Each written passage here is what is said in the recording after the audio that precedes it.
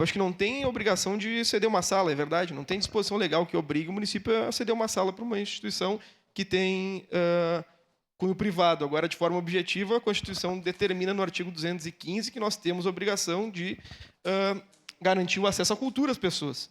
E essa é uma oportunidade que o município tem com menos despesas. Eu fui eleito vereador de oposição em uma parcela significativa, obviamente, para propor lei, mas para fiscalizar. Todos os pedidos de informação que vieram a essa casa no último período contaram não só com o meu voto sim, mas também com a minha colaboração em sugestões para próximos pedidos de informação.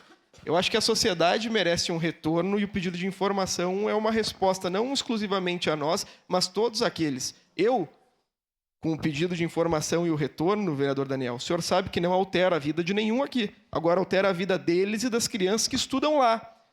Não, eu obviamente vou votar a favor, mas eu não estaria votando contrário à vereadora Andressa. Estaria votando contrário, no meu entender, aos usuários do Instituto Quindim. Então, obviamente, eu não votaria contrário nessa oportunidade, porque não é um retorno a mim, é um retorno a eles. O Brasil, no último período, apresenta níveis trágicos de leitura, né? Nós perdemos mais ou menos 5,4 milhões de leitores entre 2015 e 2019. Nossa média de leitura, que era 4,96, passou para 2,43 de livro finalizado, que é uma tragédia. A leitura mudou a minha vida. Primeira vez que meu pai me levou numa livraria comprar um livro, comprei Júlio Verne, Viagem ao Centro da Terra.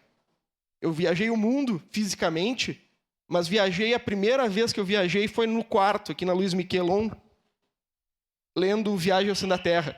E eu nunca votaria contra um pedido de informação que busca exaltar a cultura para as pessoas. Fui eleito vereador para fiscalizar, e mais do que propriamente o Instituto Quindim, diversas outras entidades têm um papel fundamental. O Brasil é um exemplo, ganhando o prêmio de Jabutis com Itamar Vieira Júnior, que mudou a minha vida 2 anos atrás, quando lançou Torto Arado.